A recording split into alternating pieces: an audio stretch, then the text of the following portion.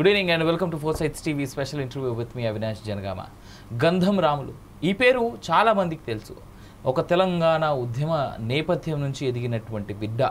తెలంగాణ ఉద్యమంలో తనదైనటువంటి శైలిలో తన పాత్రతో మొట్టమొదటిసారి అసెంబ్లీని ముట్టడించడానికి ప్రయత్నం చేసి అసెంబ్లీ ముట్టడికి మొదట పూనుకున్నటువంటి వ్యక్తి గంధం రాములు. ఒక ఎమ్మెల్యేగా ఒక ఎంపీగా చేద్దామనేటువంటి ప్రయత్నంలో చాలా ఉద్యమ నేపథ్యం నుంచి వచ్చినటువంటి బిడ్డ కేసీఆర్ దగ్గరికి పోయి అన్నా నేను ఎమ్మెల్యేని అవుతా అంటే రా తమ్మి నువ్వు ముందు అని చెప్పేసి పిలుచుకొని ఎమ్మెల్యే టికెట్ ఇవ్వకుండా ఎంపీ టికెట్ ఇవ్వకుండా ఆగం చేసినటువంటి వ్యక్తుల్లో ఒకరు గంధం రాములు గారు. ఇక్కడ ఇంకో విషయమే కాదు, ఈయన స్వయంగా ఎల్ఎల్బి కూడా చేసినటువంటి వ్యక్తి, ఒక అడ్వకేట్, ఎంఏ కూడా చదివినటువంటి వ్యక్తి. ఇదే కాదు, తెలంగాణ ఉద్యమ సమయంలో ఎంతో మందిని దగ్గరికి చేర్చుకొని, ఇన్ఫ్యాక్ట్ చాలామంది గుర్తుండి ఉంటే గనక మీరు ఒకసారి తెలంగాణ ఉద్యమ నేపథ్యంలో ఒక్క నిమిషం అలా వెనక్కి హిజ్రాలతో కూర్చోబెట్టి మేము సైతం తెలంగాణ కోసం అనేటువంటి పోరాటాన్ని ముందుకు తీసుకుపోయినటువంటి వ్యక్తి గంధం రాములు గారు. ఇదే కాదు, తెలంగాణ ప్రైవేట్ ఉద్యోగ సంఘం అనేటువంటి ఒక సంఘాన్ని ఏర్పాటు చేసి దాదాపు 50,000 పైచిలకు ప్రైవేట్ ఉద్యోగులందరికీ అండదండగా నిలబడుతూ వెన్నంటే ఉంటూ తెలంగాణ ప్రైవేట్ ఉద్యోగులందరికీ మన హక్కులు మనం కాపాడుకుందామని చెప్పేసి పోరాడుతున్నటువంటి వ్యక్తి గంధం రాములు గారు. ఇదే కాదు, రేవంత్ రెడ్డితో పాటు కలిసి చదువుకున్నటువంటి వ్యక్తి, కేసీఆర్ని అత్యంత దగ్గరగా చూసినటువంటి వ్యక్తి. అసలు కేసీఆర్ అంటే ఎలా ఉంటాడు, కేసీఆర్ కుటుంబం ఎలా ఉంటుంది, అదేవిధంగా రేవంత్ రెడ్డి ఎలాంటి వాడు, రేవంత్ రెడ్డి విధానం ఎలా ఉంటుంది, అసలు రేవంత్ రెడ్డి ఇప్పుడున్నటువంటి కాంగ్రెస్ ప్రభుత్వం తెలంగాణకి నిజంగా న్యాయం చేయగలదా, ఆనాడు కేసీఆరే న్యాయం చేసిండా అనేటువంటి చాలా అంశాలు ఆయన మాటలో తెలుసుకుందాం. రాములు గారు నమస్కారం. ధన్యవాదాలు. ఈ పూట మేము అడిగితే టైం మాకు ఇచ్చినందుకు, అదేవిధంగా మీరు ఇవాళ మా స్టూడియోకి రావడం మేము చాలా ఆనందంగా భావిస్తూ ఉన్నాం. రాములు గారు, అసలు మీ నేపథ్యం, ఉద్యమ నేపథ్యం నుంచి మీరు ప్రజల్లోకి వచ్చినటువంటి వ్యక్తులు, మీ ఉద్యమ నేపథ్యం ఏ విధంగా ఉంటుంది, అసలు మీ రాజకీయ ప్రస్థానం ఏంటి, ఒక మాట చెప్పాలంటే ఒక బ్రీఫ్ లాగా అనుకొని చెప్పండి మా వీక్షకులకి. ముందుగా ఫోర్ సైట్స్ టీవీ ఛానల్ ప్రేక్షకులకు, మీ సిబ్బందికి, మరి ప్రేక్షకులందరూ కూడా పేరు ధన్యవాదాలు తెలియజేస్తాం సార్. ముందుగా 1996 తెలంగాణ ఐక్యకారణ సమితి అని కేశవరావు జాదవ్ గారు చైర్మన్ గారు. అప్పుడు నేను రామతూరు పాలిటెక్నిక్లో విద్యార్థి నాయకుడిగా ఉంటూ, అప్పుడు ఆ వయసులోనే కేశవరావు జాదవ్ గారు మమ్మల్ని కోఆర్డినేటర్గా ఏర్పాటు చేసిన పరిస్థితి. ఫస్ట్ మొదట్లో అది ఉమ్మడి మహబూబ్నగర్ జిల్లా, ఇప్పుడు వనపర్తి జిల్లా అర్జునవాడ గ్రామానికి చెందినటువంటి ఒక విద్యార్థి నాయకుడిని. మరి అక్కడ వనపర్తిలోనే ఇంటర్ దాకా చేసి 1994లో ఇంటర్ వరకు చదువుకొని, మరి తదనంతరం రామతూరు పాలిటెక్నిక్లో మరి 94లో మెట్రాలజికల్ చేసి, తర్వాత ఉస్మానియా యూనివర్సిటీలో ఎంఏ సోషాలజీ, ఎల్ఎల్బి కూడా చేసేటువంటి నేపథ్యం. మొదటి నుంచి కూడా కమ్యూనిస్ట్ భావజాలతో ఉన్న ఫ్యామిలీ మాది. ఆనాడు మా నాన్నగారు గంధం బక్కన్న గారు మరి తెలంగాణ రైతాంగ పోరాటంలో పనిచేయడం, మా అమ్మగారు నెల్లూరు నుంచి కూడా సార వ్యతిరేక ఉద్యమంలో పనిచేయడం, మరి ఇవన్నీ కూడా నేపథ్యంలో మరి కుటుంబ నేపథ్యం కూడా పోరాటాల గడ్డ వనపర్తి బిడ్డగా మేము హైదరాబాద్ నగరానికి వచ్చి కూడా ఇక్కడ విద్యార్థి రాజకీయాల్లో చురుగ్గా పాల్గొంటూ, మరి మా చదువు మేము చదువుకుంటూ, మరి మా బతుకు మేము బతుకుంటూ, ఒక పార్ట్ టైంగా ఉద్యోగం చేసుకుంటూ కూడా చదువుతే ఆపలేదు సార్.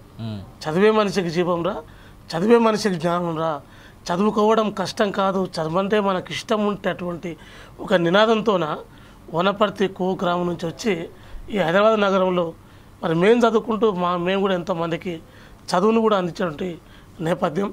దాని తర్వాత 1998, 96, 1999 వరకు 2001 వరకు మరి ఎన్ఎస్ఏ సెక్రటరీగా పనిచేసినాం సార్. అప్పుడు ఇప్పుడున్నటువంటి పిసిసి మరి ఎమ్మెల్సీ మన మహేష్ కుమార్ గౌడ్ గారు ఎన్ఎస్ఏ రాష్ట్ర అధ్యక్షులుగా ఉండేవారు. ఇప్పుడున్నటువంటి పిసిసి ఇన్ఛార్జి మీనాక్షి నటరాజన్ గారు మరి నేషనల్ ఎన్ఎస్ఏ ప్రెసిడెంట్గా ఉండేవారు సార్. మరి ఆనాడు ఎన్ఎస్ఏకి పాటలు లేకుండే, మేమే పాటలు రాసినాం. ఎన్ఎస్ఏ సభ్యులం, ఏకమయ్యే వీరులం, గాంధీ వారసులం, ఇందిరమ్మ బిడ్డలం అని పాటలు రాసినాం సార్. అట్లా ఆ విధంగా ఒక విద్యార్థి దేశం నుంచి విద్యార్థి రాజకీయాలు ఒకవైపు, విద్యార్థుల చదువు ఒకవైపు, విద్యార్థులకు ఉపాధి ఒకవైపు నుంచి వస్తున్న తరంలో 2001 మరి కేసీఆర్ గారు అప్పుడున్నటువంటి చంద్రబాబు నాయుడుతో విభేదించి మరి తెలంగాణ రాష్ట్రం పెట్టినప్పుడు, అంతకుముందుగా మేము తెలంగాణ విద్యార్థి సంఘం ఉన్నటువంటి మేము కేసీఆర్ పిలుపు మేరకు టీఆర్ఎస్పీలో భాగస్వామ్యం అయినాం సార్. విద్యార్థి విభాగంలో భాగస్వామ్యం అయి మరి ఆనాడు 2001 నుంచి మొన్నటి వరకు కూడా 2023 వరకు కూడా అంటే తెలంగాణ ఉద్యమంలో ఏ పిలిపించినా విద్యార్థి సంఘంగా మరి దళిత విభాగం సామాజిక వర్గంగా మరి కోదండరామ్ గారు మరి వారు చైర్మన్గా జేఏసీ చైర్మన్ ఉన్నప్పుడు మేము కన్వీనర్గా ఉంటూ మరి అద్దంకి దయాకర్ గారు కావచ్చు, మరి ఆర్టీసీ జేఏసీ మరి అశ్వత్థామ రెడ్డి గారు కావచ్చు, మరి మా మిత్రులు మన దేవప్రసాద్ కావచ్చు, స్వామిగౌడే కావచ్చు, ఇట్లా అనేక మంది అనేక రకాలుగా అసెంబ్లీ ముట్టడి కావచ్చు, మరి మన సకల జన సమ్మె కావచ్చు, మరి మిలియన్ మార్చి అదే కావచ్చు, మొన్న 11వ తారీఖు మిలియన్ మార్చి 10వ తారీఖు వచ్చింది మార్చి, మొదటి 14 సంవత్సరాలు అయింది.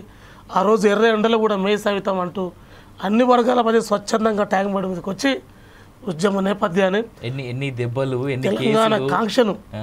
తెలంగాణ కాంక్షను మరి ఆ రోజు నిలబెట్టిన పరిస్థితి. మరి ఆ రోజు నిర్మలా కిషోర్ వారి సతీమణి మరి సోదరుమణి సింగర్ అమ్మాయి వాళ్ళు కూడా పాపం పాటలు పాడుతూ పోలీసు వాళ్ళు వారిని తీసుకుపోయిన నేపథ్యం జైల్లో వేశారు. ఎన్నో ఆటంకాలు, మరి ఎన్నో రకాలుగా విభేదాలు, ఎన్నో రకాలుగా కబంధాస్తాల మధ్య భాషవాయువు కాల్చారు సార్. ఎన్నో ఎదురు దెబ్బలు తిన్నాం. మొక్కమైన ధైర్యంతో మరి జేఏసీగా సబ్బండ కులాలు మరి నేను కూకట్పల్లి, కుత్బులాపూర్, శ్రీలంగపల్లి 3 నియోజకవర్గాలకు ఇన్ఛార్జిగా ఉన్నా సార్. ఆ నేపథ్యంలో 3 నియోజకవర్గాల మరి ఉమ్మడి త్రివేణి సంఘం ఉన్నటువంటి అక్కడ సీమాంధ్ర సోదరులు ఎంతమంది ఉంటారు, వాళ్ళందరూ మమేకం చేసి సీమాంధ్ర సోదరులారా తెలంగాణ రాష్ట్ర సాధన కోసం మీరు సైతం కలిసి రండి, అన్నదమ్ముల్లా విడిపోదాం, ఆత్మీయులా కలిసిందామని మూసపేట నుంచి మరి మలేషియా టౌన్షిప్ మరి కేబిఎఫ్జీ వరకు 5K రన్ చేసాం సార్. శాంతియుతంగా చేశాం. మరి సీమాంధ్ర సోదరుల మనసు దోచుకున్నాం. మరి స్వచ్ఛందంగా స్వాతంత్రాన్ని సాధించుకున్నాం. తెలంగాణ స్వాతంత్రం సాధించుకున్నాం. తెలంగాణ రాష్ట్ర సాధన సాధించుకున్నాం. అయితే ఇక్కడ ఒక మాట, ఇంత సుదీర్ఘ ప్రయాణం బీఆర్ఎస్లో మీరు కేసీఆర్కి దగ్గరలు, కేటీఆర్కి దగ్గరలు, హరీష్కి దగ్గరలు మీరు, కానీ దగ్గవలసినటువంటి న్యాయం, చేయాల్సినటువంటి న్యాయం కేసీఆర్ కుటుంబం మీకు చేయలేదు అనేటువంటిది వాస్తవంగా కనిపిస్తూ ఉన్నటువంటి పిక్చర్ మాకే కాదు మీకు దగ్గరలో ఎవరిని అడిగినా కానీ తెలుస్తూ ఉంటుంది. అసలు కేసీఆర్ పోకడ కానీ కేసీఆర్ కుటుంబ పోకడ కానీ ఏ విధంగా ఉంటుంది, అసలు వాళ్ళ బిహేవియర్ ఏ విధంగా ఉండేది?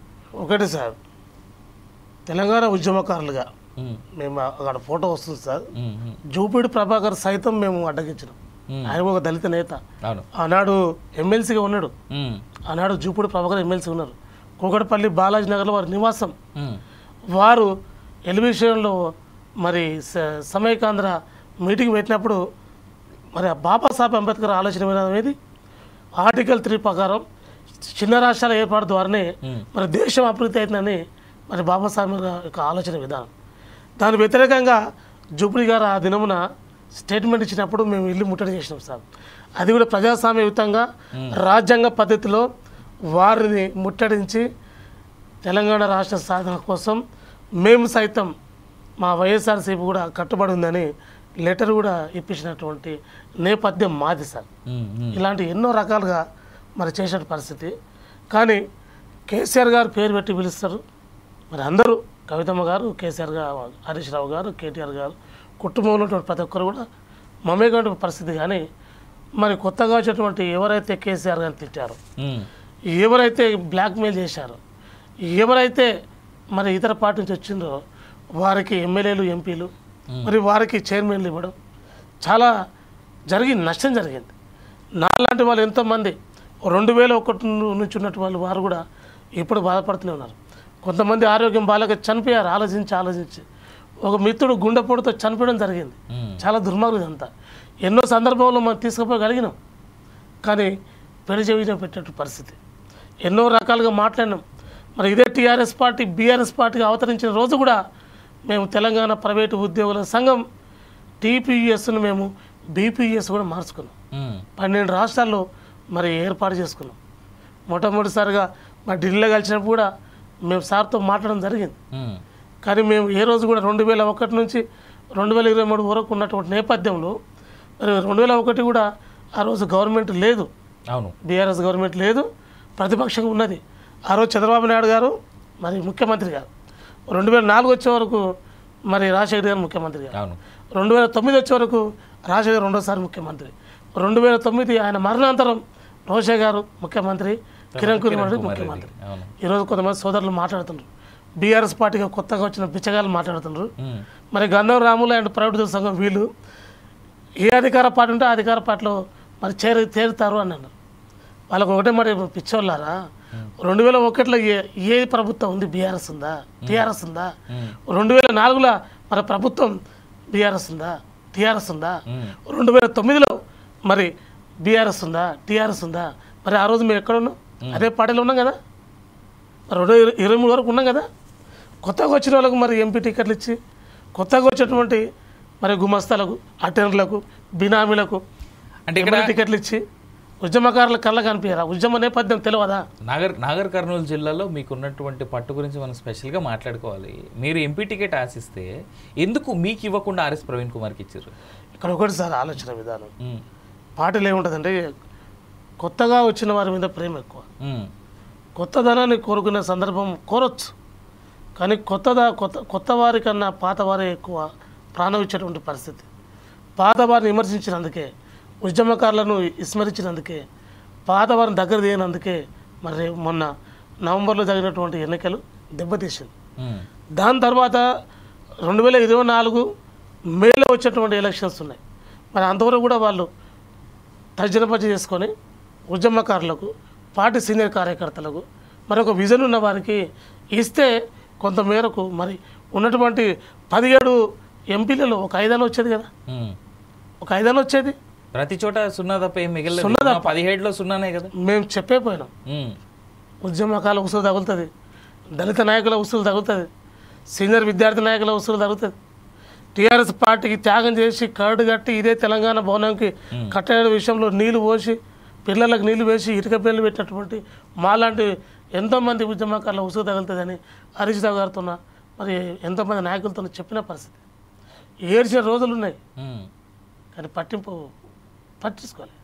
అంటే ఇంటి మనుషులేం కదా, ఉంటారులే, పడి ఉంటారు, ఎక్కడ ఓర్లే ఉన్నోళ్ళు కదా, ఎనీ టైం ఉన్నారు.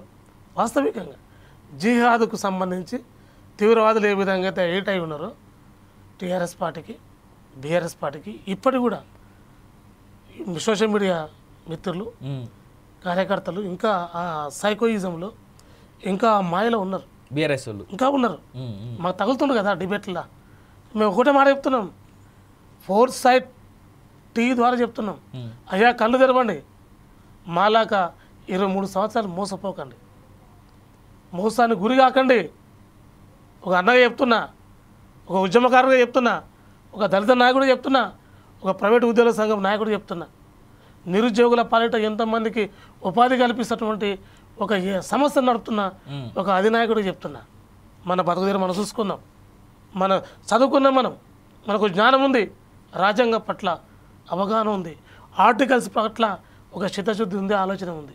కాబట్టి ఒకటే విధానం చెప్తున్నాం, మార్పు అంటామా, మార్పు రాదు, ఇంకా అలాగే ఉన్నారు అని మిత్రులు చెప్తున్నారు. అంటే టీఆర్ఎస్ని నమ్ముకుంటే బ్రతుకుండదని చెప్తాను. అంటే బీఆర్ఎస్ పార్టీ ఏదైతే ఉందో, కేసీఆర్ ఆధ్వర్యంలో నడుస్తున్నటువంటి పార్టీ, ఆ పార్టీని కానీ ఆ కుటుంబాన్ని కానీ నమ్ముకుంటే జీవితాలు బాగుపడే అనేటువంటిదా మీ ఉద్దేశం? ఎగ్జాంపుల్ మేమే కదా సార్, మేము ఉన్నాము, ఒక బొమ్మ రామూర్తునుడు, ఒక కరట రాజునుడు, ఒక రోషం బాల్, ఇంకా ఉన్నారు, ఒక మాధవ్, ఓడపల్లి మాధవ్ అని తన జీవితాన్ని, తన సంసార జీవితాన్ని, భార్య పిల్లలను తాకట్టు పెట్టుకున్నాడు. అంటే త్యాగం చేసి కూడా పార్టీకి పనిచేస్తున్నారు. కానీ మీరు పార్టీ నుంచి బయటకు వచ్చారు, కానీ బొమ్మ రామూర్తి ఇంకా పార్టీలోనే ఉన్నాడు. ఇవాళకి పార్టీ తరఫున చాలా పెద్ద గొంతుగా చాలా డిబేట్లో కనిపిస్తూ ఉంటారు. మళ్ళీ వచ్చేటువంటి ఎలక్షన్స్లో, అట్లీస్ట్ వచ్చే ఎలక్షన్స్లో ఖచ్చితంగా నాకు టికెట్ ఇస్తా అని చెప్పేసి కేటీఆర్ చెప్పిండు అనేటువంటి ఆశతోనే ఉన్నారు కదా ఆయన. మాకు చెప్పలేదు, ఏళ్ల పాటు నాకు చెప్పినట్టు. అయితే బొమ్మ రామూర్తి గారు హైదరాబాద్ జిల్లా టీఆర్ఎస్పీ అధ్యక్షులు పనిచేసిండు, టీఆర్ఎస్ పార్టీ సాంస్కృతిక విభాగం అధ్యక్షులు పనిచేసిండు, నా సమకాలికుడు, నా సామాజిక వర్గం, ఆయన కవి గాయకుడు, నేను కవి గాయకుని, ఎన్నో సందర్భాలు కలిసి పనిచేస్తూనే ఉన్నాం. ఇప్పటికీ మొన్న డిబేట్లో కలిసినప్పుడు గొంతు అనేది పెద్దగా ఉంటుంది, బతుకు అనేది చిన్నగా అయింది. గొంతు ఒకటే ఉంటుంది కానీ కడుపులో పేగులు మాడిపోతున్నాయి. అది చూడాల్సిన పరిస్థితి పార్టీ మీద ఉంది. ఇప్పటికీ ఎస్సీసీఎల్ లేదు, ఇప్పటికి బీసీసీఎల్ లేదు, ఇప్పటికి మహిళా విభాగం అధ్యక్షురాలు లేరు, ఇప్పటికి రైతు విభాగం లేదు, ఇప్పటికి సంబంధించినటువంటి ఇంకా కార్యదీక్షలు లేదు, అక్కడ కమిటీమెంట్ లేవు, కమిటీలు లేవు, ఏమున్నాయండి? అధికారం పోయిన తర్వాత ఏం కనబడుతుంది? అధికారం పోయిన తర్వాతనే కళ్ళు తెరిచి ఒక వేదిక మీకు రావాలి.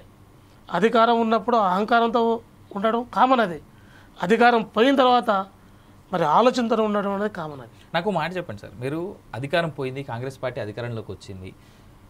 కాంగ్రెస్ పార్టీ అధికారంలోకి వచ్చిన దానికి పార్లమెంట్ ఎలక్షన్స్కి మధ్యలో 6 నుంచి 8 నెలల గ్యాప్ ఉండింది. ఈ గ్యాప్లో మీరు కేసీఆర్ని కానీ కేటీఆర్ కానీ కలిసారా? కలిసినప్పుడు మీరు నాకు టికెట్ కావాలని అడిగినప్పుడు వాళ్ళ ఎలా రియాక్ట్ అయ్యారు వాళ్ళు? ఒకటే అండి, ఇప్పుడు మన కష్టం వాళ్ళకి తెలుసు, మన ఇష్టం అది తెలుసు. కష్టం ప్లస్ ఇష్టం ఈజ్వల్ ఫలితం. పెద్దలు వాళ్ళు తండ్రి సమానులు, హరీష్ గారు కేటీ గారు మన సోదర సమానులు.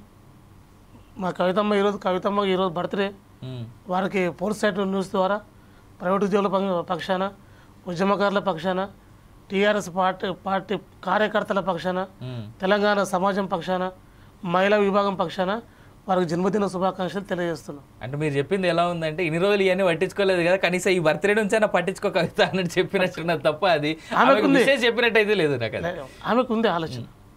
ఒక ఆడపడుచుగా ఏ మాటకు ఆ మాట చెప్పాలి. పార్టీలు మారినంత మాత్రాన రాత్రి ఎవరు రాజు గారు, రాత్రి ఎవడు కార్యకర్త గారు.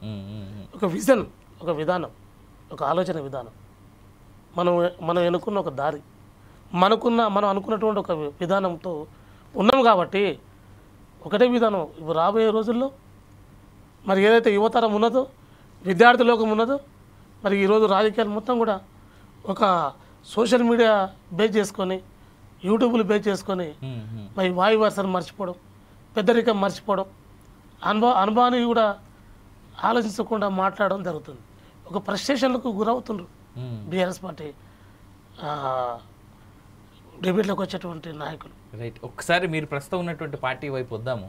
కాంగ్రెస్ పార్టీ నిజంగా తెలంగాణ రాష్ట్రానికి కానీ తెలంగాణ ప్రజలకు కానీ న్యాయం చేయగలదు? ఎందుకంటే మీరు ఉద్యమకారులు, ఉద్యమ నాయకులకు కానీ ఉద్యమకారులకు కానీ బీఆర్ఎస్ పార్టీ 10 ఏళ్ల పాటు ఏనాటి న్యాయము చేసినటువంటి దాఖలాలు అయితే మాకు కనబడలేదు. మేము 10 ఏళ్ల నుంచి చూస్తూనే ఉన్నాం, ఆనాటి ఉద్యమాల నుంచి కూడా చూస్తూనే ఉన్నాం. కాబట్టి ఉద్యమకారులకు కానీ ఉద్యమ నాయకులకు కానీ న్యాయం అయితే చేయలేదు బీఆర్ఎస్ పార్టీ. కానీ కాంగ్రెస్ అయినా న్యాయం చేసేందుకు ఆస్కారం ఉందా? నమ్మకంగా అయితే మీరంతా ఉన్నారు, కానీ కాంగ్రెస్ పార్టీ కూడా న్యాయం చేస్తుంది అనేటువంటి దాఖలాలు అయితే కనిపిస్తున్నట్టుగా ఎక్కడా లేదు అనేటువంటి కొంతమంది ఉద్యమకారుల నుంచి కనిపిస్తున్నటువంటి మాట. చాలా మంచి ప్రశ్న వేసింది సార్. ఉద్యమకారులకు న్యాయం చేసేటువంటి స్థానం కల్పించే విధానం. మరి మందిర సామెలన్న మరి తుంగతుర్తి నుంచి ఎమ్మెల్యే సార్, ఒక పేదవాడు, డబ్బులు లేవు. మరి ఆయన కూడా 2001 నుంచి టీఆర్ఎస్ పార్టీ ఉన్నాడు. టీఆర్ఎస్ పార్టీ ఎస్ఎస్సీఎల్ రాష్ట్ర అధ్యక్షుడిగా పనిచేసాడు. మరి టీఆర్ఎస్ పార్టీ ప్రధాన కార్యదర్శిగా పనిచేసాడు. మరి 3 సార్లు 2014, అంతకన్నా ముందు 2009, 2014, 2018 మరి ఆయన టికెట్ ఆశించారు. మరి అప్పుడు గుర్తించలేదే. అలా కాంగ్రెస్ పార్టీ గుర్తించి డబ్బు లేనటువంటి సామ్యుల్ గారిని, పేదరికంతో అల్లాడిపోతున్న సామ్యుల్ గారిని మరి పిలిచి రూపాయి తీసుకోకుండా బీఫామ్ ఇచ్చింది. అది ఉదాహరణ కాదా? బట్ అదే ఇంకోటి అద్దంకి దయాకర్ గారు, అద్దంకి దయాకర్ గారికి మరి నేను ఎమ్మెల్సీ ఇచ్చారే. అదే ఇంకోటి ఎక్కడో మూలకు కనిపించకుండా పోయినటువంటి, రాజకీయాలకు దూరంగా ఉన్నటువంటి, మరి వివిధ పార్టీలో జాయిన్ అయ్యి కూడా మరి ఆనాడు 2014 ఫిబ్రవరి 18 తారీఖు ముందు, 2014 ముందు మరి ఆ పార్లమెంట్లో కొట్టినటువంటి మహిళామణి విజయశాంతి గారు మరి వారిని గుర్తించి 2014లో టికెట్ ఇచ్చిన మీదకు.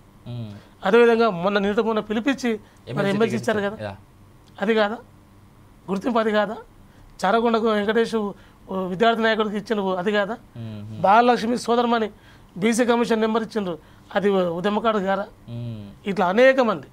అంటే కాంగ్రెస్ పార్టీ అనేది 140 సంవత్సరాల పార్టీ, జాతీయ పార్టీ. దాంట్లో సుదీర్ఘంగా పార్టీలో 70 ఏళ్ళ నుంచి ఉన్నవారు ఉన్నారు, సుదీర్ఘంగా 40 ఏళ్ళ నుంచి ఉన్నవారు ఉన్నారు, 50 ఏళ్ళ నుంచి ఉన్నవారు ఉన్నారు. మరి 2014 ఎలక్షన్ ముందు వచ్చిన వారు ఉన్నారు, 2018 ఎలక్షన్ ముందు వచ్చిన వారు ఉన్నారు, మరి 2023 ఎలక్షన్ ముందు వచ్చిన వారు ఉన్నారు, 2024 ఎంపీ ఎలక్షన్ల ముందు వచ్చా ఉన్నారు. కాబట్టి దాంట్లో సమన్వయం, సమానాభివృద్ధి అంటే కాంగ్రెస్ పార్టీలో ఉంటుంది. లౌకిక పార్టీ, జాతీయ పార్టీ. మేము కూడా గతంలో మరి టీఆర్ఎస్ పార్టీ పుట్టుకకు ముందు, మరి 2001కి ముందు 98, 99, 2001 వరకు కూడా మరి ఇదే ఇప్పుడు పిసిసి ప్రెసిడెంట్ మహేష్ కుమార్ గౌడ్ గారి యొక్క నేతృత్వంలో మరి నేను ఎన్ఎస్ఏ కార్యదర్శిగా పనిచేసిన. ఇవన్నీ కూడా మూలాలు. అంటే కాంగ్రెస్ పార్టీ మర్చిపోదంటారు? ఎవరు మర్చిపోరు సార్. మీరు ఒకసారి గమనించండి, ఈ కేసీఆర్ గారిని తయారు చేసింది ఎవరు? కాంగ్రెస్ పార్టీ. వైఎస్ గారిని తయారు చేసింది ఎవరు? కాంగ్రెస్ పార్టీ. మరి చంద్రబాబు నాయుడు గారిని 25 సంవత్సరాల యుక్త వయసులో పెళ్లి కాకముందుకే యువజన సర్వీస్ శాఖ మంత్రి చేసింది ఎవరు? కాంగ్రెస్ పార్టీ. కాబట్టి ఇవన్నీ కూడా కాంగ్రెస్ పార్టీ ఏం చేసింది, ఎవరిని నాయకులు చేసింది, ఎవరికి ఏమి పట్టం కట్టింది, ఎవరిని ఈరోజు గద్దె మీద కూర్చోబెట్టిందంటే ఇవన్నీ ఉదాహరణలే. జాతీయ ఉద్యమాలు, క్విట్ ఇండియా మూవ్మెంట్ కావచ్చు, సత్యాగ్రహ మూవ్మెంట్ కావచ్చు, వీటన్నిటి కూడా క్రోడీకరించుకొని ఒకవైపు ఉద్యమ నేపథ్యం, ఒకవైపు మరి రాష్ట్రం దేశంకి తీసుకొచ్చిన తర్వాత కూడా మరి గాంధీ మహాత్మాసు ఉంటాడు, మరి జాతీయ పిత, మరి వారి నేతృత్వంలో కూడా ఎంతోమంది దళిత బహుజనులు కూడా రాజ్యాధికారం తీసుకొచ్చిన పార్టీ కాంగ్రెస్ పార్టీ. సో ఇప్పుడు ఉద్యమకారులకు కూడా ఖచ్చితంగా న్యాయం చేస్తుంది అనేటువంటి నమ్మకంలో అయితే మీరు ఉన్నారు కదా. ఇదే సందర్భంలో ఇంకో మాట అడుగుతా, మీరు మేము తెలుసుకున్నటువంటి విషయంలో మాటగా రేవంత్ రెడ్డికి మీరు అత్యంత సన్నిహితులు, రేవంత్ రెడ్డి మీరు కలిసి చదువుకున్నారనేటువంటి అంశం ఉంది.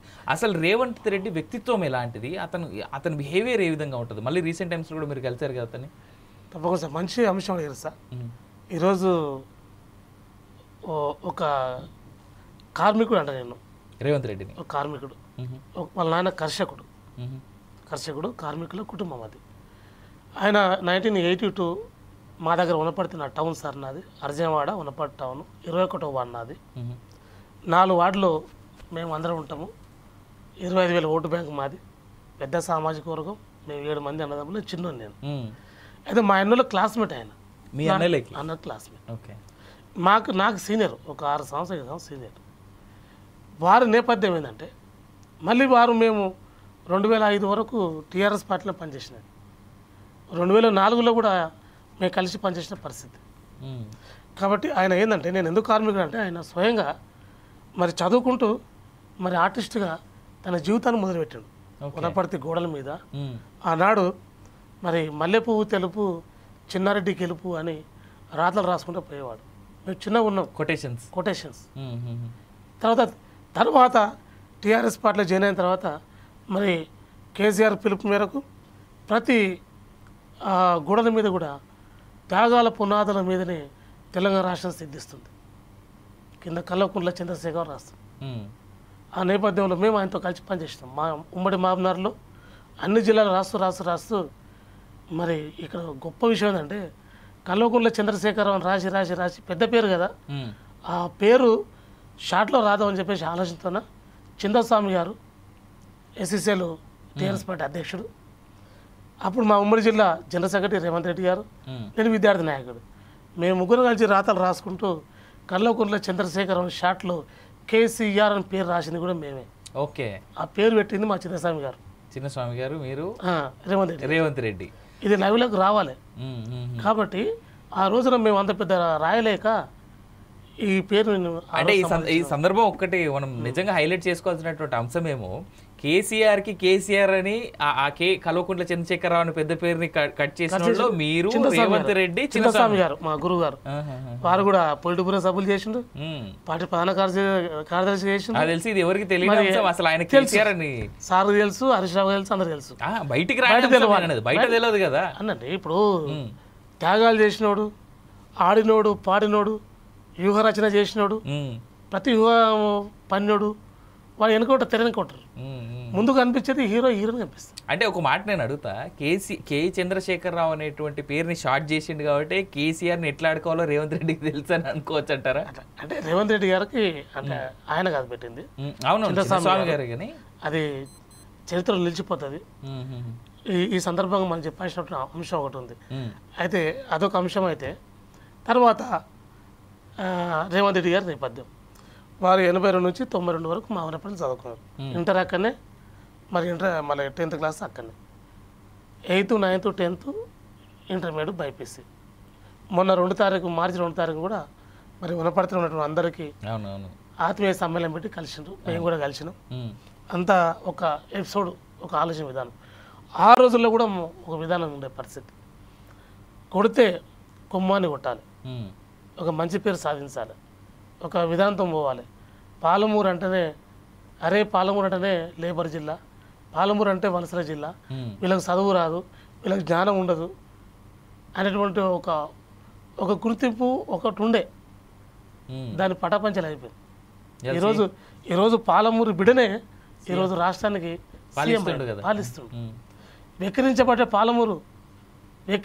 పాలమూరు, దగపడ్డ పాలమూరు, అవమానపడ్డ పాలమూరు ఈరోజు రాష్ట్రానికి వెళ్తుంది. ఎవరు ఊహించలే. కాబట్టి ఇవన్నీ ఉన్నాయి. ఒక సూరవరం ప్రతాప్ రెడ్డి గారు, మాకున్నటువంటి శోభనాద్రి గారు, మాకున్నటువంటి అప్పుడు ఊర్ల రామకృష్ణరావు గారు, ఈయన పాలమూరు బిడ్డనే. మీరు జయపాల్ గారు పాలమూరు బిడ్డనే. అవును, జయపాల్ రెడ్డి గారు చాలా ఇన్స్పిరేషన్ కదా రేవంత్ రెడ్డి గారికి. అవును. కాబట్టి ఇవన్నీ తీసుకొచ్చిన తరుణంలో పార్టీ పరంగా మేము టీఆర్ఎస్లో ఉన్నాం కాబట్టి రేవంత్ రెడ్డి గారిని వ్యక్తిగతంగా కాకుండా పార్టీ లైన్లో విమర్శించినటువంటి సందర్భాలు చాలా ఉన్నాయి. మీరు మొన్న రీసెంట్గా అంటే ఎప్పుడైతే మీరు రేవంత్ రెడ్డి గారు ఆ ఫోటోలు కూడా లైవ్ వస్తూ ఉన్నాయి కదా, రేవంత్ రెడ్డి గారిని కలిసి మీరు పార్టీలోకి జాయిన్ అవుతా ఉన్నప్పుడు ఆయన ఇచ్చినటువంటి స్టేట్మెంట్స్ ఏంది? ఆయన మిమ్మల్ని రిసీవ్ చేసుకున్నాడు, ఎందుకంటే ఒకటే స్కూల్లో కలిసి చదువుకున్నారు మీరు. అయితే ఒక అంశం సార్, వారిది ఎట్లుంటుందంటే ఏ విధంగా ఎక్కడ ఉన్నా, అప్పుడు టీఆర్ఎస్ పార్టీలో మేమున్నా, ఆయన తెలుగుదేశం పార్టీకి పోయినా ఏదో సందర్భంలో మరి మేము ఫంక్షన్లు అక్కడిక్కడ కలిసినప్పుడు కూడా ఆయన అనేది దొర బాగున్నాడా, మంచిగా చేసుకోండి, బాగుపడండి అనేది నేపథ్యం అనేది. అంటే ఎవరు ఎక్కడున్నా సరే అందరూ బాగుండాలని ఆలోచన అది. ఆ నేపథ్యం ఉన్నటువంటి నాయకుడు ఆయన. ఇంకోటి ఏంటంటే వైఎస్ రాజశేఖర రెడ్డి ఆలోచన విధానం, కొన్ని సందర్భంలో చంద్రబాబు గారు తీసుకున్నటువంటి ధైర్యమైన స్టేట్మెంట్ ఉంటాయి, అది నిర్ణయాలు, ఆ రెండు కలిపితే రేవంత్ రెడ్డి. వైఎస్ఆర్ ప్లస్ చంద్రబాబు కలిపితే Revanth Reddy. Daring and dash. Hydraa చూడండి, తర్వాత మూసీ చూడండి. బట్ హైడ్రా విషయంలో కూడా చాలామంది మిత్రులు చెప్పారు ఆయనకు, అరే హైడ్రా వల్ల నువ్వు ఏమవుతున్నావు, నష్టపోతున్నావు, మీ ముఖ్యమంత్రి పదవికి నష్టం కలిగేటువంటి అంశాలు ఉన్నాయి, మరి ఎందుకు పదవి పోతుంది అంటే ఒకటే మాట, నో కాంప్రమైజ్.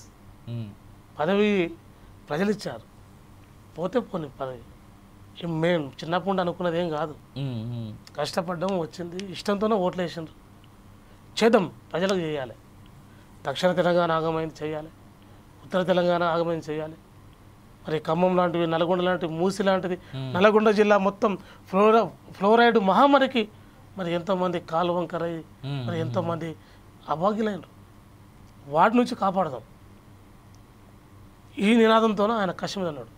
ఎవరుగా నేవాల్సినంటే నా పదవి పదిలంగా ఉండాలి, నాకు సొమ్ములు రావాలా, నాకు డబ్బులు రావాలా అనే విధానంతో ఉంటారు. కానీ ఆయన ఎక్కిన 6 నెలలు 8 సంవత్సరాల లోపలనే ఒక భయంకర నిర్ణయం తీసుకున్నంటే అది మామూలు గుండె కాదు. నేను పొగుడుతున్నాను కాదు సార్, పొగుడుతున్నాను కాదు, నిర్ణయాలు తీసుకున్న దాంట్లో దమ్ము ధైర్యం ఉండాలి. నిర్ణయాత్మకంగా తీసుకున్నటువంటి వాటిలో అడుగులు ముందుకెళ్ళడానికి ఆలోచన. రేవంత్ రెడ్డి గారు చిన్నప్పటి నుంచి ఇలాగే ఉండేవారా? అంటే ఆయన చిన్నతనం నుంచి కూడా ఇదే రకమైనటువంటి బిహేవియరా, లేదంటే ఇప్పుడు మాత్రం ఇలా రాజకీయాల్లోకి వచ్చి ఆయన జైలుకి వెళ్ళి వచ్చిన తర్వాత ఇంత రెబెలియస్గా తయారయ్యారా? సూటిగా ఉంటాడు ఆయన, సూటి మనసత్వం ముఖ మీద మాట్లాడతాడు, ఒకరి మీద మాట్లాడతాడు. జైలు కూడా అంటే జైలుకి ఎవరు పోలే, దొరికితే దొంగ, దొరకపోతే దొరకబట్టించిన ఎవరు, సీసీ కెమెరా పెట్టింది ఎవరు, లంచం తీసుకోవడం ఎంత పాపము, ఇచ్చినోడు కూడా అదే పాపం. ఇచ్చినోడు ఎంత పాపము, తీసుకున్నోడు అంత పాపం. ఇప్పుడు పట్టినండి, బోన్ వేసిండ్రు, ఆశ చూపించిండ్రు, బోన్లు వేసిండ్రు, పట్టేసిండ్రు, పోయిండు, వచ్చిండు, ప్రజాక్షేత్రంలో గెలిచిండు, ప్రజల మనలు పొందిండు, ప్రజల చేత ఎన్నుకోపడ్డాడు. జైల్లో ఉన్నప్పుడు కూడా కుంగిపోలేదు, జైల్లో ఉన్నప్పుడు కూడా బాధపడలేదు, బయటకు వచ్చిండు. మరి కొడంగల్ ఎమ్మెల్యేగా మళ్ళీ గెలిచిండు.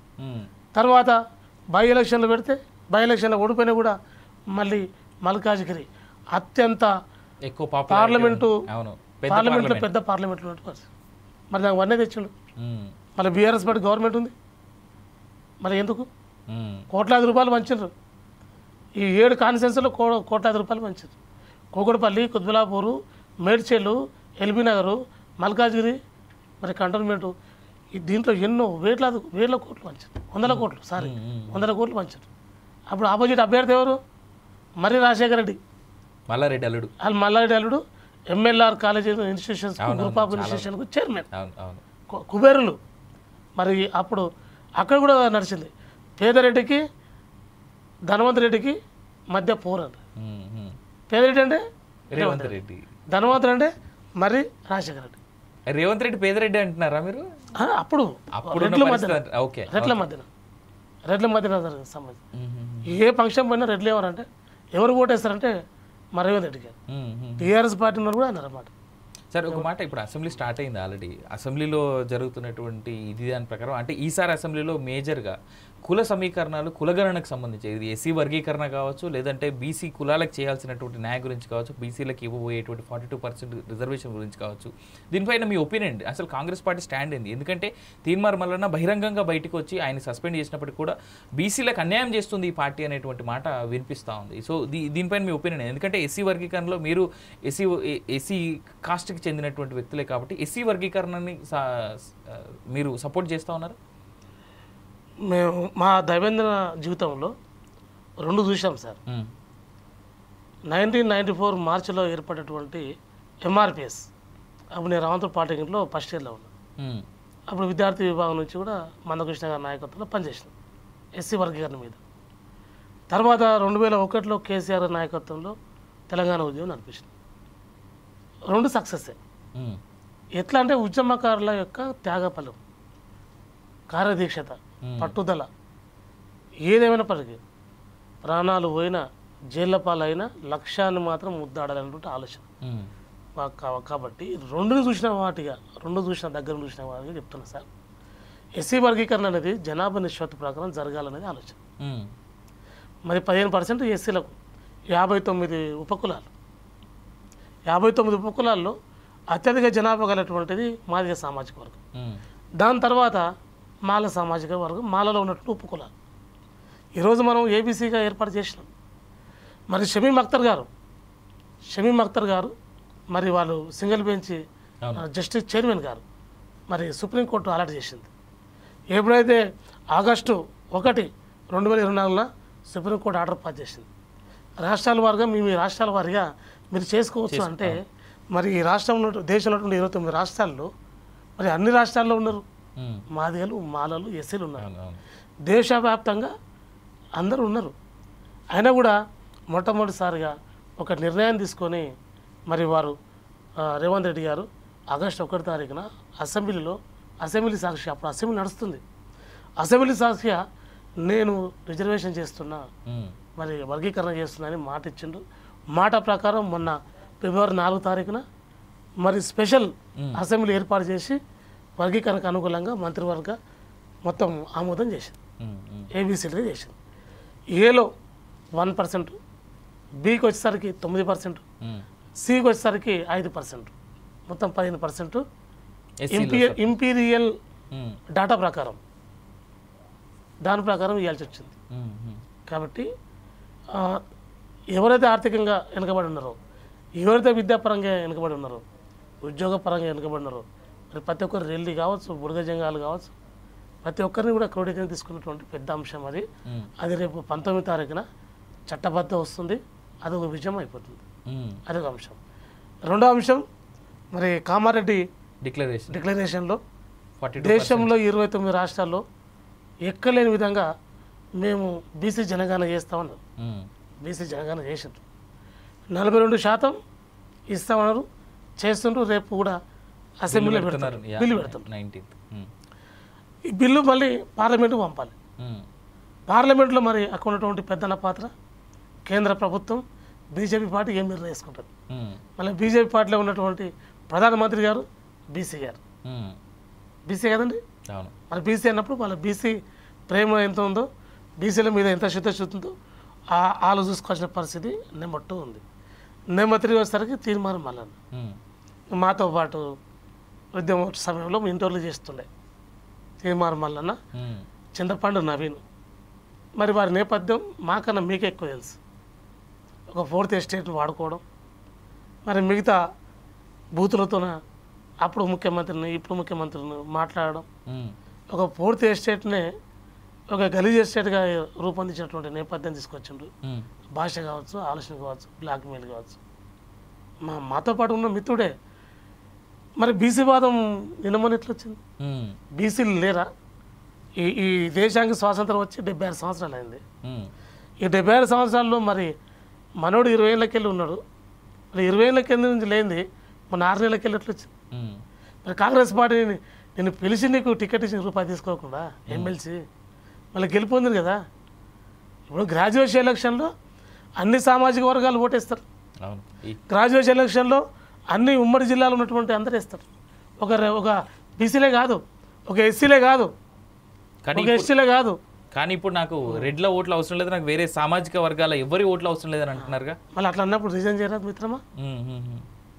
మిత్రమా రిజైన్ చేయి, మళ్ళీ నీ చిత్తశుద్ధి సాటుకో, నీ బలాన్ని చూపించుకో.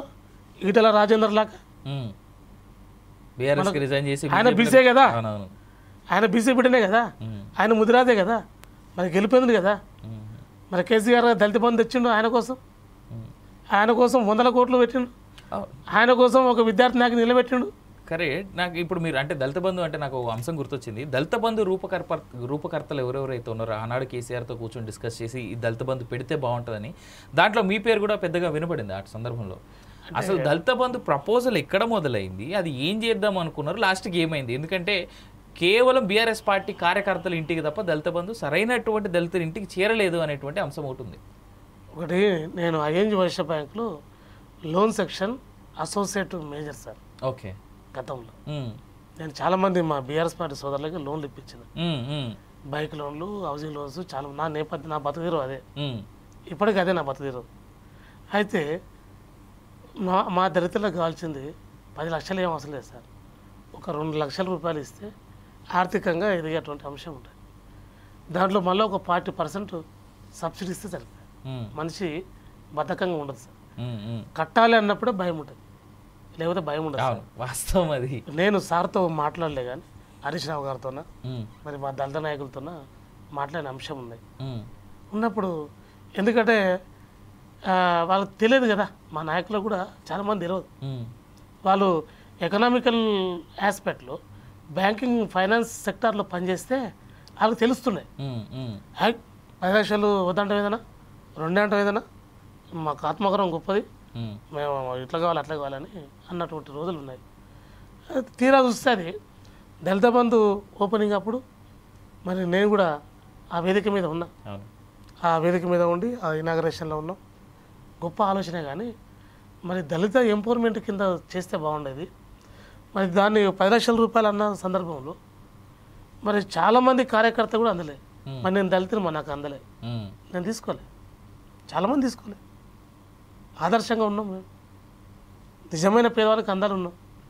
కానీ అక్కడ ఏమైందంటే ఒక ఊర్లోనో ఒక 10 కుటుంబాలు ఉంటే ఒక కుటుంబానికి వచ్చింది 9 మంది కుటుంబాలు రాలేదు. ఆ 9 మంది కుటుంబాలు రివర్స్గా ఓటేసి దళిత బంధు ముంచింది. అట్లా బీసీ బంధు 1 లక్ష రూపాయలు. దాంట్లో మళ్ళీ ఎంబీసీ కింద అంటే సాకలి, మంగలి, కుమ్మరి లాంటి వాళ్ళకి అంటే కొన్ని చాలా అంశాలు ఔరంగజేబుకు ఓడిపోవడానికి ఎన్ని తప్పిదాలు ఉన్నావో పార్టీ బీఆర్ఎస్ ఓడిపోనికి, కేసీఆర్ ఓడిపోనికి అన్ని తప్పిదాలు ఉన్నాయి. ఇక్కడ నిజాంతో నిన్నటిదాకా కంపారిజన్ అయిపోయింది, అలా డైరెక్ట్ ఔరంగజేబుతోనే కేసీఆర్ కంపారిజన్ అంటే ఔరంగజేబు ఎలాంటివాడో కేసీఆర్ అలాంటివాడు అని అంటారా? నేను ఒకటి పాలన గెలుపు ఓట్ల గురించి మాట్లాడుతున్నాను సార్, వ్యక్తిత్వాలు వద్దు. Right right. ఇప్పుడు నిజాంతో మనం ఎవరు పోల్చలేం, ఔరంగజేబుతో పోల్చలేం, షాజహాన్తో పోల్చుకోలేం, మనం అక్బర్తో పోల్చుకోలేం. మనం ఎవరి విధానం వాళ్ళది, ఎవరి పాలన వాళ్ళది. కాకపోతే ఒక సంవత్సరం ముందు అంటే ఎలక్షన్ సంవత్సరం ముందు నుంచి ఒక ప్రక్షాళన చేసి మరి రైతు బంధు కూడా మరి ఒక 5 ఎకరాలకు 10 ఎకరాలకు పెట్టింటే బాగుంటుంది. రాళ్లకు రప్పలకు ఇచ్చేసి ఎస్ఎస్ రాజమౌళి దర్శకుడు ఆయన కింద, మల్లారెడ్డి గారు మాజీ మంత్రి ఆయన కింద చాలామందికి ఇచ్చారు. గవర్నమెంట్ టీచర్లకు ఇచ్చారు. మా మాజీ ఆర్మూరు ఎమ్మెల్యే మా స్నేహితుడు జీవన్ రెడ్డి గారు ఎంతమందికి ఇచ్చారండి. అవసరం లేనట్టు అంశాలు. అరే ఇక్కడ తినలేదబ్బా, ఇక్కడ ఉద్యమాలకు పోలేదు, టీఆర్ఎస్ కార్యకర్తలకు అన్నం లేదు. ఇప్పుడు భవన్లో ఇప్పుడు అన్నం పెడుతుండ్రు, అప్పుడు నీళ్ళు పోసే దిక్కులేదు. ఇవన్నీ ఉన్నాయండి, ఇవన్నీ ఉన్నాయి. కాబట్టి కొన్ని తప్పిదాలే ఓటమి కారణాలు అయినాయి. ఒక మాట చెప్పండి రాములు గారు, మీరు అసలు పార్టీ మారడానికి మేజర్ కారణం ఏంది? బీఆర్ఎస్ని వదిలి ఇలాంటి సంక్షోభ పరిస్థితుల్లోనే కదా మీలాంటి వాళ్ళంతా కేసీఆర్ వెన్నుదన్నుగా ఉండాలి.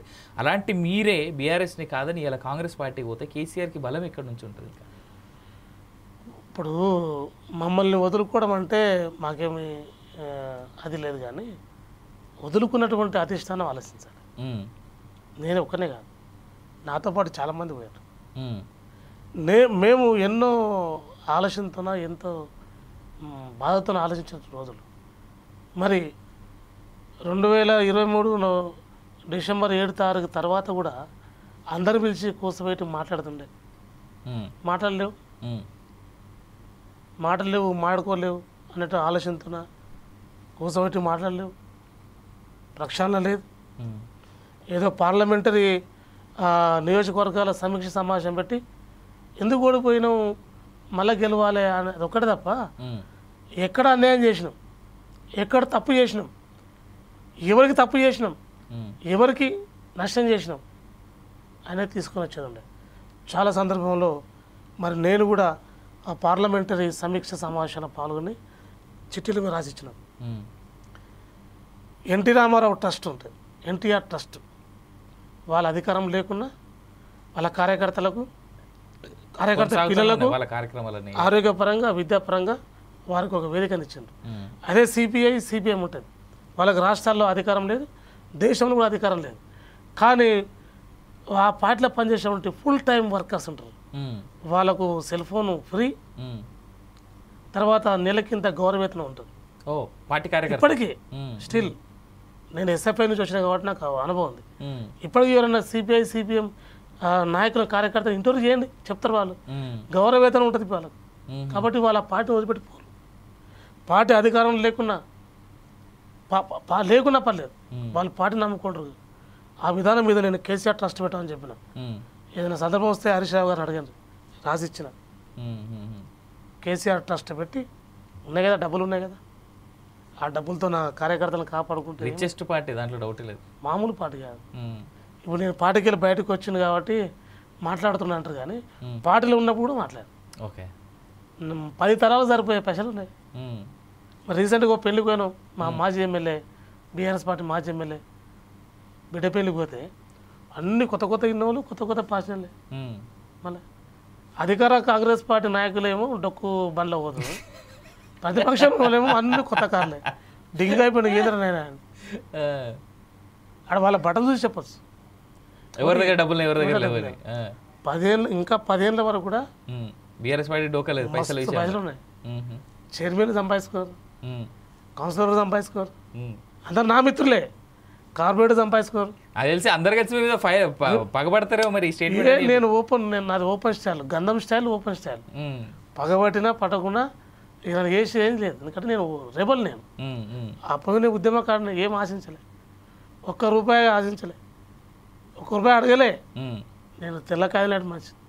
ఒక బీఆర్ఎస్ మిత్రం మన ఒక ఛానల్లో వచ్చి అడుగుతాడు, నీ చరిత్ర తెలుసు, మీ చిట్టాపాతి నా దగ్గర ఉంది అంటే, పిచ్చోడా అడుగురా పెద్దలను అడుగుని చెప్పినాను. పార్టీ నేను సాకిన, పార్టీ నన్ను సాకలే.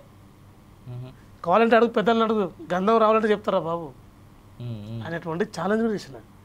అందరికీ తెలుసు, అందరికీ ఆపుతున్నాయి. ప్రశ్నించేవానికి ఏ పార్టీలో కూడా స్థానం ఉండదు, అది జగమైన సత్యం. కానీ ఇప్పటికైనా కూడా ఉద్యమకారులను, పార్టీ కార్యకర్తలను పట్టించుకుంటే ఏదైనా అవకాశం ఉంటుంది. కానీ రేవంత్ రెడ్డి గారు ఈరోజు మీరు మొన్న చూడండి, గాంధీ భవన్లో మీటింగ్ అయింది, స్పష్టంగా చెప్పాడు ఆయన, పార్టీ కార్యకర్తలకు, మాతో పాటు పనిచేసిన వాళ్ళకు ఖచ్చితంగా కాపాడుకుంటామని చెప్పారు. ఇదే సందర్భంలో ఇంకో మాట చెప్పండి. ఆల్రెడీ అంటే ఇందాక నేను అడిగినటువంటి ప్రశ్న కంటిన్యూషన్ ఇది. మందకృష్ణ మాదిగ గారితో పాటు ఎంఆర్పీఎస్ ఉద్యమంలో కూడా మీరు ఉన్నారు. ఉన్నాం సార్, ఉన్నాం. మందకృష్ణ మాదిగలని స్పెషల్గా కేవలం వాడుకుంటున్నాడా, వాడుకొని తన లబ్ధి కోసం తనే పని చేసుకుంటున్నాడా, లేదా నిజంగా మాదిగలకి న్యాయం చేసేందుక? ఎందుకంటే ఎప్పుడైతే ఎస్సీ వర్గీకరణ అనేటువంటి అంశం తెరపైకి వచ్చిందో పెద్ద ఎత్తున, మాలలు కూడా ఉద్యమం చేయడం మొదలెట్టారు. మీరు గమనించాడు సార్, మంచి ప్రశ్న చేసిండు ఆయన. ఎప్పుడు ఉపయోగించే పదం ఉంటుంది ఒకటి, తమ్ముడు స్వయం ప్రతిపత్తితో ఎదగాలి, మనకు స్వయం ప్రతిపత్తి కావాలంటారు. అలా స్వయం ప్రతిపత్తునే మరి రేవంత్ రెడ్డి గారు 29 రాష్ట్రాలు ఏ ముఖ్యమంత్రి చేయని సాహసం చేసిండు. మరి చేవెళ్ళే డిక్లరేషన్ మరి దాన్ని గుర్తుపెట్టుకొని ఖార్గే గారిని, మన సెంటర్లో ఉన్నటువంటి వేణుగోపాల్ గారిని, అదే కొప్పుల రాజు గారిని, ఇక్కడ ఉన్నటువంటి డిప్యూటీ సీఎం మరి బట్టి విక్రమార్క గారిని, మరి మొన్నదాకా ధూమ్ధామ్ అని ఎగిరిన ఆ వివేకన్న గారిని, మరి ఇంత అనేక మంది అటువంటి మాల నాయకులందరినీ ఒప్పించి సైలెంట్గా మరి ఫిబ్రవరి 4 తారీఖున అసెంబ్లీ సాక్షిగా మరి తీర్మానం చేపిస్తే ఆ రోజు మరి అన్నగారు వచ్చి రేవంత్ రెడ్డి గారిని కౌలించుకొని, అన్న ఒక మాట అన్నాడు, 1,00,000 డప్పులు 1000 గొంతుకు. నేను కూడా సపోర్ట్ చేసిన ఒక జాతి బిడ్డగా. అన్నప్పుడు నువ్వు ఒకవేళ వర్గీకరణ చేస్తే విజయ డప్పులు మోగిస్తాను, లేకపోతే సావు డప్పు కొడతాను. మరి చేసిండుగా, మరి విజయ డప్పు ఎందుకు కొడతాడు అంటే ఎవరి కోసం నీ పోరాటం, ఎవరి కోసం నీ ఆరాటం? ఇది ప్రజల్లోకి పోవాలి కదా. ఇక్కడ ఉన్నటువంటి మాట అంతా ఇదే కదా. ప్రజలకు అర్థమవుతుంది. ప్రజలు చాలా తెలియగలరు. ప్రజలు అప్పుడు తెలంగాణ ప్రజలు అంటే ఇంతకుముందుకు ఎడ్డి తెలంగాణ, గుడ్డి తెలంగాణ ఉండే. ఇప్పుడు అట్లేం లేదు. ప్రజలు ప్రతి ఒక్కరు కూడా గ్రామ స్థాయి నుంచి, పట్టణ స్థాయి నుంచి, జిల్లా స్థాయి నుంచి, రాష్ట్ర స్థాయి నుంచి కూడా బాగా, అంటే ఒక మాట మాత్రం మీరు చెప్పకనే చెప్పారు, మనుషుల్ని వాడుకుంటున్నారు అనేటువంటి మాట మాత్రం క్లియర్గా అర్థమయ్యేలా. అది కరెక్టే కదా, బ్రహ్మాండం కాదు. ఆయన ఏ సందర్భంలో ఎక్కడ ఎవరిని వాడాలో తెలుసు. ఆయన మందకృష్ణ మాదికి తెలుసు కాబట్టి మొన్న 1,00,000 డప్పులు దాంట్లో రెడ్డి సంఘాలు వచ్చినాయి, బ్రాహ్మణ సంఘాలు వచ్చినాయి, ఆ తర్వాత వైశ్య సంఘాలు వచ్చినాయి, మరి కుర్మ సంఘాలు, బీసీ సంఘాలు ఇవన్నీ వచ్చినాయి. అసలు నేపథ్యం ఏంది, అంశం ఏంది, అసలు ఎజెండా ఏంటి? ఎస్సీ వర్గీకరణ, మాదిలకు న్యాయం జరగాలి. అవును. మరి ఈ 30 సంవత్సరాలు ఎవరి మీద పోరాటం చేసిన? ఎట్ల మీదే కదా, బ్రాహ్మిన్స్ మీదే కదా. మరి మొదటిదాకా తిట్టిన వాళ్ళు ఈరోజు ఎట్లయితారు అంటే బీజేపీ పార్టీకి బ్రాహ్మిన్స్ కావాలి, బీజేపీ పార్టీకి రెడ్లు కావాలి, బీజేపీ పార్టీకి ఆర్యవైశ్యులు కావాలి. వీళ్ళంతా కలిసి నడిపిస్తున్న ఎపిసోడ్ ప్రజలు. అంటే బీజేపీ పార్టీ మందకృష్ణ మాదిగ వెనకాలంటే నడిపిస్తుంది అంటారు ఇప్పుడు ఉదయం అంతా పూర్తిగా బ్రహ్మాండంగా. అది అందరికి తెలిసిన విషయం, అది ఓపెన్ టాప్. అది లేకపోతే మరి ఈ గడ్డు కాలంలో ఆయన పద్మశ్రీ ఎట్లా వస్తుంది? పద్మశ్రీ అవార్డు ఇన్ని రోజులు ఏంది ఎట్లా వస్తుంది? తెలుసు కదా, ఆయన తెలుసు, మాకు కూడా తెలుసు. ఆయన మా ఆయననే కాకపోతే ఏంటంటే మేము చెప్తున్నాం, మేము చిన్నప్పుడు ఆయన ఒక మావోయిస్టు, మేము కూడా కమ్యూనిస్ట్ భావాలతో ఉన్నాం కాబట్టి ఆయన చెప్పినటువంటి ఒక సూత్రం ఉంటుంది, ఒక స్లోగన్ ఉంటుంది, ఓ రోరి మతను మాది కర్తాముని గోరి అని. మరి నీ కర్తాముని గోరి మతను మాది అని అన్న నేపథ్యంలో మరి ఈరోజు మతోన్మాద పార్టీకి ఎట్లా పోయినావన్నా? ఈయన చెప్తున్నా నా జెండా మారలేదు, నాది బ్లాక్ జెండా అంటాడు. కానీ మళ్ళీ జెండా మారలే భుజం మీద, కానీ ఏ జెండా మారది? ఏ జెండా ఏంటి? జెండా ఒకటే కాదు కదా, ఏ జెండా అనేది ఇంపార్టెంట్.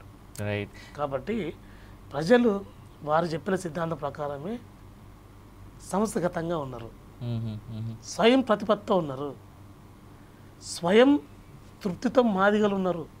రైట్. చివరిగా అంటే మన ఈ డిస్కషన్, ఈ కన్వర్జేషన్ క్లోజ్ చేసే కంటే ముందు ఈ కాంగ్రెస్ పార్టీ తెలంగాణ రాష్ట్రాన్ని నిజంగా ముందుకు తీసుకెళ్లేంత సత్తా ఉందో? ఎందుకంటే నిన్ననే రేవంత్ రెడ్డి మాట్లాడుతూ మాట అన్నాడు, 6 గ్యారెంటీలు ఇవ్వడానికి నా దగ్గర పైసలే లేవు, నేను చేయలేను అనేటువంటి మాట. మీరు ఒకటి గమనించండి సార్, చెయ్యను అని చేతులు ఎత్తేయాలి. నెంబర్ 1 ఇది ఒకటి, ఈ అంశం అన్నది గుర్తుపెట్టుకోవాలి. చెయ్యను అనలే, పైసలు లేవు నా దగ్గర, ఇన్కమ్ లేదు అన్నాడు. ఎక్కడ ఉండే పైసలు సార్ మీరే చెప్పాలి. ఎలక్షన్ల ముందు మరి సోషల్ మీడియా కావచ్చు, అసెంబ్లీ ఎలక్షన్ల ముందు మిగతా ఇంటెలిజెన్స్ వర్గాలు మొత్తం చెప్పినాయి, బీఆర్ఎస్ పార్టీ అధిష్టానం చెప్పినాయి. ఏం చెప్పినాయి? అయా మీరు ఓడిపోతుంది.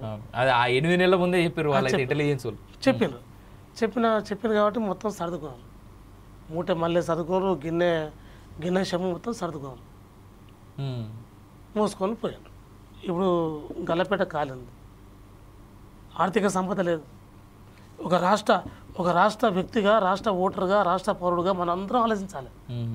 డబ్బులు ఉంటేనే కదండి ఏదైనా సాధ్యం, డబ్బులు ఉంటేనే కదండి అభివృద్ధి. కానీ రాములు గారు, మీరు క్లారిటీ ఇవ్వాల్సినటువంటి అంశం ఏంటంటే డబ్బులు లేవని తెలిసే రేవంత్ రెడ్డి కాంగ్రెస్ పార్టీ ప్రామిసులు చేసింది కదా. ఇప్పుడు ఏ పార్టీ అయినా మేనిఫెస్టో ఉంటుంది సార్. బీజేపీ కావచ్చు, కాంగ్రెస్ కావచ్చు, బీఆర్ఎస్ కావచ్చు, కావచ్చు, ఎవరైనా ఎవరైనా. కావచ్చు. యా. ఇప్పుడు ఢిల్లీలో కూడా మొన్న బీజేపీ పార్టీ గెలిచింది. 2500 ఇస్తాం, మ్మ్. గ్యాస్ ఫ్రీ అన్నీ ఇస్తామని చెప్పిండ్రు మేనిఫెస్టో అది. మరి మొన్న ఎన్డీఏ గవర్నమెంట్ కూడా మన ఆంధ్రప్రదేశ్లో కూడా ఉచితాలు ఎన్నో వేసిండ్రు. అవును అవును. ఇది చేయడం ఓకే. మరి నీకు ఇప్పుడు బడ్జెట్ లేనప్పుడు ఆలోచన విధానం ఉంటుంది, ఆర్థిక సంపద అనేది ఉంటుంది. ఆర్థిక వనరులు, ఆర్థిక సంపద ఇప్పుడు కావాలి, మ్మ్. మ్మ్. వనరులు కావాలి. ఇప్పుడు పెట్టుబడులు కావాలి మనకు. పెట్టుబడుల మీద దృష్టి నెంబర్ 1. అందుకోసం మనం దావోస్ పోయిండు, లండన్ పోయిండు. అక్కడ ఉన్నటువంటి అందరినీ తీసుకొని 1,73,000 కోట్ల రూపాయలు తీసుకొచ్చినటువంటి పరిస్థితి. ఎంప్లాయ్మెంట్ ఆగుతలేదు కదా. మ్మ్. నిన్న జూన్ లక్షలకు నిన్న అపాయింట్మెంట్ ఇచ్చారు కదా. మ్మ్. ఇంతకుముందుకు మెడికల్ ఆఫీసర్కి ఇచ్చారు కదా. మ్మ్. మరి 11,000 మందికి టీచర్లకు ఇచ్చారు కదా. ఇదేదో ఆగుతలేదు కదా. మ్మ్. 1 by 1 ఆగుతూనే ఉంది కదా. మరి మహిళా శక్తిని అభివృద్ధి పరచాలని మరి పెట్రోల్ బంకులు మహిళలకు ఇచ్చిండ్రు. అవును. ఆర్టీసీ బస్సులు కూడా ఇచ్చారు. ఆర్టీసీ బస్సు కూడా ఉంది. ఇది మేనిఫెస్టో లేదు కదా సార్. ఎవరే కానీ మ్మ్.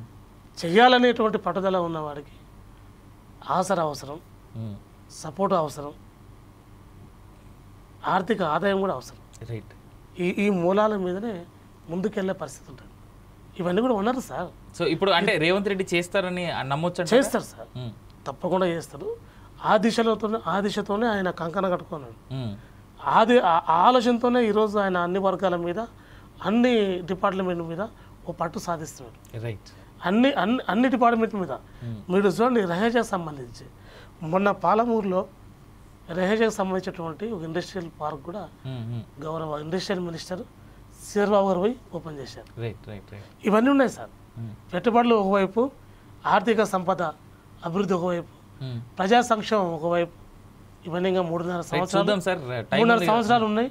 ఈ లోపల కూడా మరి ఈ యొక్క రియల్ ఎస్టేట్ అభివృద్ధి కావడం, మరి ఫోర్త్ సిటీగా ఈరోజు మనం ఇప్పుడే చూస్తున్నాం. మనం 7 నియోజకవర్గాలు, 53 మండలాలు, నగరాలు కూడా మొత్తం చేసుకుంటూ ఒక గ్రేటర్ ఏ విధంగా ఉందో, సైబరాబాదు, హైదరాబాద్ ఏ విధంగా ఉందో, అలాగనే ఒక రాచకొండ ఎలా ఉందో అదే మాదిరిగా ఫోర్త్ సిటీగా ఏర్పాటు చేసుకొని మరి ఈరోజు ముందుకెళ్తుండ్రు. చాలా నమ్మకం ఉంది. చూద్దాం సార్. తప్పకుండా అందరూ కోరుకోవాలి సార్. ఫోర్త్ ఎస్టేట్ కానీ మిగతా ప్రతిపక్షాలు, విపక్షాలు, కులాలకు అందరూ కోరుకోవాలి, రావాలి సార్. అందరూ రావాలి. ఈ రాష్ట్రం మనది, ఈ ప్రజల మనలు, ఈ భూమి మనది. ఈ మనం ముఖ్యంగా తెలంగాణ బిడ్డలుగా మన అభివృద్ధిని కోరుకోవాలి. ఎలక్షన్లు చేద్దాం. ఎలక్షన్ టైంలో ప్రజాక్షేత్రంలో ఒకరినొకరు విమర్శించుకున్నాం, ఒకరు పై ఎత్తులు వేసుకున్నాం, ఒకరు డిమాండ్ చేసుకున్నాం. కానీ ఎలక్షన్ తర్వాత ఈ రాష్ట్ర ప్రజల యొక్క అభివృద్ధి కాంక్షగా, రాష్ట్ర అభివృద్ధి కాంక్షగా కదలి రావాలని కాంగ్రెస్ పార్టీ పక్షాన ఉద్యమకారులుగా మేము పిలుపునిస్తున్నాం సార్. రైట్. థ్యాంక్ యూ గంధం రాములు గారు. అది గంధం రాములు గారితో మాట్లాడమంతే. అయితే ఒకటి మాత్రం వాస్తవం, తెలంగాణ అభివృద్ధికి అందరూ కలిసి ముందడుగు వేస్తేనే మంచిదనేటువంటిది మాత్రం మాట వాస్తవం. ఒక ఉద్యమకారుడిని కలుసుకున్నందుకు, ఒక ఉద్యమకారుడిని మీ అందరికీ పరిచయం చేసినందుకు మరొకసారి నేను ఆనందపడుతూ thank you so much for watching 4 Sides TV. నేను మీ Avinash Janagama. For more updates keep watching.